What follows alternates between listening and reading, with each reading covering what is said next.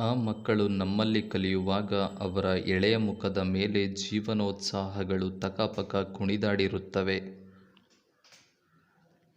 ಅವರ ತುಂಟತನ, ನಾಚಿಕೆ, ಮುಗ್ಧತೆಗಳ ಆಳದಲ್ಲಿ ಸುಂದರ ಕನಸುಗಳಿರುತ್ತವೆ. ತಾನು ಎಲ್ಲರಿಗಿಂತ ಚೆನ್ನಾಗಿ ಕಾಣಬೇಕೆಂಬ ಕಾತರ, ಪ್ರೀತಿ, ಪ್ರೇಮ, ಸ್ನೇಹದ ವಿಷಯಗಳಿಗೆ ಕರಗುವ ಭಾವುಕತೆ ಅವರ ಉಸಿರಾಟದಲ್ಲಿ ಸೇರಿ ಹೋಗಿರುತ್ತದೆ. ವಾದ ಮಾಡಿ ಗೆಲ್ಲಬೇಕೆಂಬ ಪ್ರವೃತ್ತಿ, ತನಗೆ ಅರ್ಥವಾಗದ ವಿಚಿತ್ರ ಸಿಟ್ಟು, ಸಾಹಸಕ್ಕಿಳಿಯುವ ಚಪಲ, ಹೆಮ್ಮೆ ಪಟ್ಟುಕೊಳ್ಳುವ ಗುಣ, ರಿಸ್ಕ್ಗಳಿಗೆ ಎದೆಯೊಡ್ಡುವ ಮನಸ್ಸು, ತನ್ನೊಳಗೆ ಆಗುತ್ತಿರುವ ಭಾವನಾತ್ಮಕ ಮತ್ತು ದೈಹಿಕ ಬದಲಾವಣೆಗಳ ಬಗ್ಗೆ ಕಾತರ ಮತ್ತು ಆತಂಕ, ಎಲ್ಲರೆದುರು ತಾನು ಮಿಂಚಬೇಕೆಂಬ ಆಸೆ, ಮನದೊಳಗೆ ಹೀಗೆ ಏನೇನೋ ಪುಳಕಗಳು ಏಳುವ ಆ ವಯಸ್ಸಿನಲ್ಲಿ ಅವರು ನಮ್ಮೆದುರು ಬೆಳೆಯುತ್ತಿರುತ್ತಾರೆ. ಓದಿನಲಿದಾಡಿ, ಕೂಗಿ ತರಲೆ ಮಾಡಿ, ದಿನ ಬೈಸಿಕೊಳ್ಳುತ್ತಲೇ ಪರೀಕ್ಷೆ ಬರೆಯುತ್ತಾರೆ. ನಮ್ಮ ಬಿಟ್ಟು ಹೋಗುವಾಗ ಅಷ್ಟೋ ಇಷ್ಟೋ ಕಣ್ಣೀರು ಸುರಿಸಿ ಆಟೋಗ್ರಾಫ್ ಗೀಚಿಸಿಕೊಳ್ಳುತ್ತಾರೆ.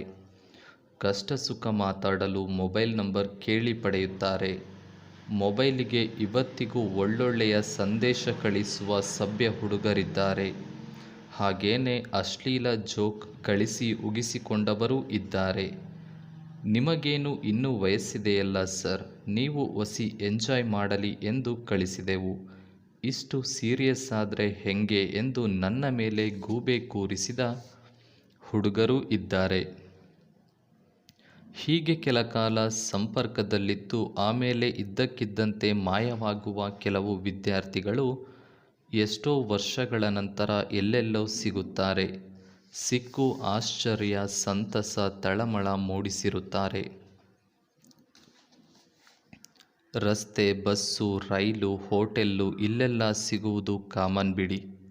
ಕೆಲವರು ಕೈದಿಗಳಾಗಿ ಜೈಲಿನಲ್ಲಿ ಹೊಡೆತ ತಿನ್ನುತ್ತಾ ಸ್ಟೇಷನ್ನಿನಲ್ಲಿ ಸಿಕ್ಕಿದ್ದೂ ಉಂಟು.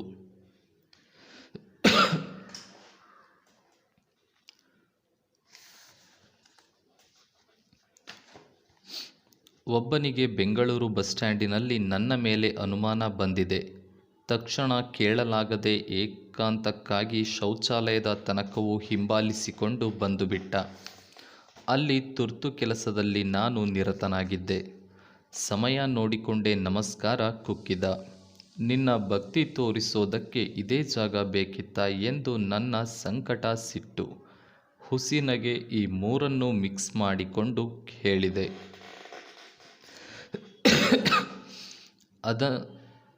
ಅದನ್ನ ಅವನು ಜೋಕ್ ಎಂದು ಭಾವಿಸಿ, ಎಹೆ, ನೀವಿನ್ನು ಜೋಕ್ಸ್ ಮಾಡೋದು ಬಿಟ್ಟೇ ಇಲ್ವಲ್ಲ ಸರ್ ಎಂದು ಮುಗ್ಧವಾಗಿ ನಗತೊಡಗಿದ. ಗುರು ಸಿಕ್ಕ ಸಂಭ್ರಮದಲ್ಲಿ ಕಾಮನ್ ಸೆನ್ಸನ್ನು ಮರೆತು ಮತ್ತೆ ಮಾತುಕತೆಗೆ ಪೀಠಿಕೆ ಹಾಕಿದ. ಇಲ್ಲಿ ಬೇಡ, ಹೊರಗೆ ಬರ್ತೀನಿ ಇರು ಎಂದರೂ ಶನಿ ಬಿಡುತ್ತಿಲ್ಲ. ಇಂಥ ಶಿಷ್ಯರು ಆಗಾಗ ಸಿಕ್ಕು ಫಜೀತಿ ಮೂಡಿಸುತ್ತಾರೆ. ಆ ದಿನಗಳ ಅವರ ಮೃದುಲ ಗುಣಗಳೀಗ ಮಾಯವಾಗಿರುತ್ತವೆ. ಕಣ್ಣಿನಲ್ಲಿ ಗೌರವದ ನಗೆ ಮಿಂಚುತ್ತಿದ್ದರೂ ಮುಸುಡಿ ಮಾತ್ರ ಕಂಡುಹಿಡಿಯಲಾರದಷ್ಟು ಬಲಿತು ಬಿಟ್ಟಿರುತ್ತದೆ. ನಮ್ಮಲ್ಲಿದ್ದಾಗ ಆ ಹುಡುಗರಿಗೆ ನೆಟ್ಟಗೆ ಮೀಸೆಗಳು ಮೂಡಿರುವುದಿಲ್ಲ. ಆದರೂ ಆಗಾಗ ಚಿಗುರದ ಕನಸುಗಳನ್ನು ಮುಟ್ಟಿ ಮುಟ್ಟಿ ನೋಡಿಕೊಂಡು ಸಂಭ್ರಮಿಸಿರುತ್ತಾರೆ. ಕನ್ನಡಿಯಲ್ಲಿ ನೋಡಿ ಅಯ್ಯೋ, ಇನ್ನೂ ನೆಟ್ಟಗೆ ಚಿಗಿತು ಬರುತ್ತಿಲ್ಲವಲ್ಲ ಎಂದು ದುಃಖಿಸಿರುತ್ತಾರೆ. ಇದ್ದುದರಲ್ಲಿ SSLCಯಲ್ಲಿ ಡುಮ್ಕಿ ಹೊಡೆದು ಬಂದವರೇ ನಿಜಕ್ಕೂ ಅದೃಷ್ಟವಂತರು.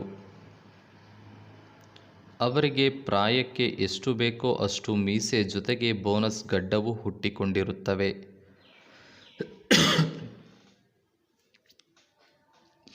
ಆ ಹುಡುಗಾಟಿಕೆಯ ಸಪೂರ ಶರೀರ ಈಗಿಲ್ಲ. ಈ ಕಾರಣಕ್ಕೆ ಒಮ್ಮೆಗೆ ಅವರು ಎದುರು ಸಿಕ್ಕು ನಮಸ್ಕಾರ ಎಂದರೆ ಆಶ್ಚರ್ಯದ ಜೊತೆ ಗಾಬರಿಯೂ ಆಗುತ್ತದೆ. ಇನ್ನು ನಾನು ಯಾರಂತ ಗೊತ್ತಾಯ್ತಾ ಎಂಬ ಕಷ್ಟದ ಪ್ರಶ್ನೆ ಕೇಳಿದರೆ ಪ್ರಾಣವೇ ಬಾಯಿಗೆ ಬಂದಂತಾಗುತ್ತದೆ. ನಾನಂತೂ ಪೆಕರನಂತೆ ದೇಶಾವರಿ ನಗೆ ಚೆಲ್ಲಿ ಮೌನವಾಗಿ ನಿಂತು ಪ್ರಶ್ನೆ ಕೇಳಿದ್ದ ಕುಳವನ್ನೇ ತಬ್ಬಿಬ್ಬುಗೊಳಿಸಿ ಬಿಡುತ್ತೇನೆ.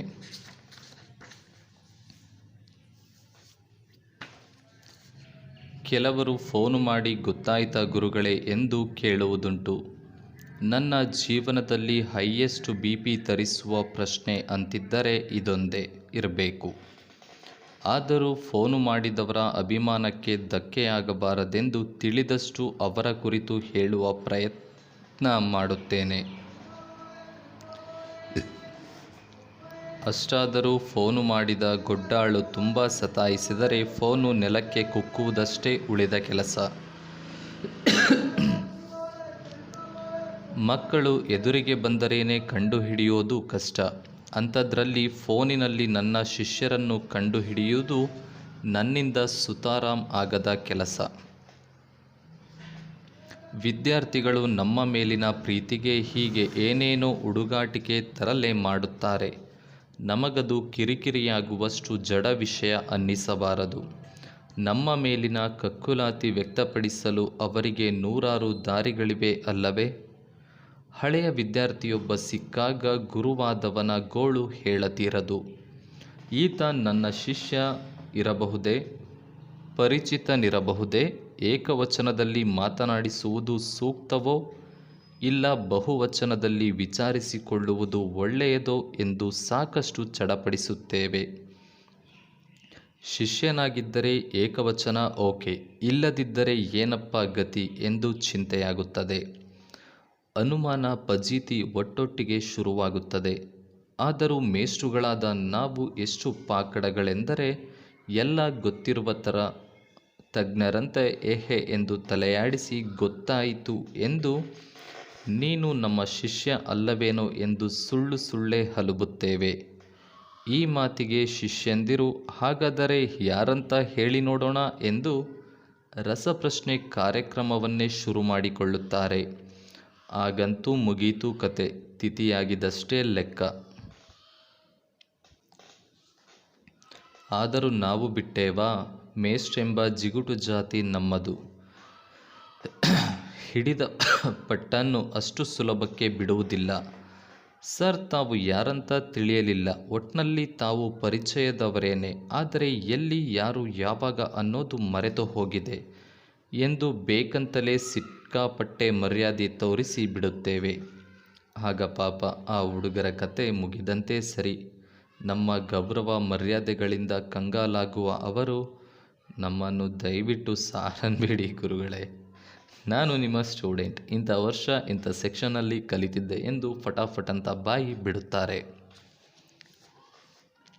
ಹಳೆಯ ಮುಖಗಳು ತಾವು ಓದಿದ ವರ್ಷ ಮರೆತಿದ್ದರೆ ನೆನಪಿಸಲು ಏನೇನೋ ಘಟನೆಗಳನ್ನು ಹೇಳುತ್ತಾರೆ. ತಮ್ಮ ಸಹಪಾಠಿಗಳ ಹೆಸರನ್ನು ನೆನಪಿಸುತ್ತಾರೆ. ನಾವು ಬೈದಿದ್ದು ಹೊಡೆದದ್ದು ಕೆದಕುತ್ತಾರೆ. ಅಷ್ಟಕ್ಕೂ ನಾವು ಎಚ್ಚರವಾಗದಿದ್ದರೆ ಆ ವರ್ಷದ ಪರಮಸುಂದರಿಯ ಹೆಸರನ್ನೋ, ಇಲ್ಲ ಓಡಿ ಹೋಗಿ ಮದುವೆಯಾದ ಪ್ರೇಮಿಗಳ ಸಂಗತಿಯನ್ನೋ, ಇಲ್ಲ ಕಾಲೇಜಿನಿಂದ ಟೂರಿಗೆ ಹೋಗಿದ್ದ ವಿಷಯವನ್ನೋ ಜ್ಞಾಪಕಕ್ಕೆ ತರುತ್ತಾರೆ. ಅಪ್ಪಿತಪ್ಪಿಯೂ ನಾವು ಪಾಠ ಮಾಡಿದ ಕಹಿ ಘಟನೆ ಯಾವ ಕಾರಣಕ್ಕೂ ನೆನಪಿಸಿಕೊಳ್ಳಲು ಹೋಗುವುದಿಲ್ಲ. ನಾವೇ ಬಂಡ ಬಿದ್ದು ಪ್ರೀತಿ ಹೆಚ್ಚಾಗಿ ನಾನು ಪಾಠ ಎಷ್ಟೊಂದು ಚೆನ್ನಾಗಿ ಮಾಡ್ತಿದ್ದೆ ಅಲ್ವಾ ಎಂದು ಸುಳ್ಳೇ ವೀರತನ ತೋರಿಸಿಕೊಳ್ಳಬಹುದಷ್ಟೇ. ಹುಡುಗರ ಕತೆ ಹೀಗಾದರೆ 6-7 ವರ್ಷಗಳ ನಂತರ ಸಿಗುವ ಹೆಣ್ಣು ಮಕ್ಕಳ ಪಾಡು ಮತ್ತೊಂದು ತರಹದ್ದು.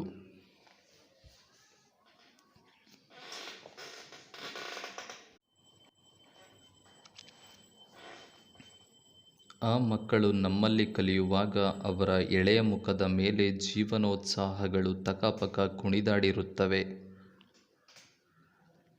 ಅವರ ತುಂಟತನ, ನಾಚಿಕೆ, ಮುಗ್ಧತೆಗಳ ಆಳದಲ್ಲಿ ಸುಂದರ ಕನಸುಗಳಿರುತ್ತವೆ.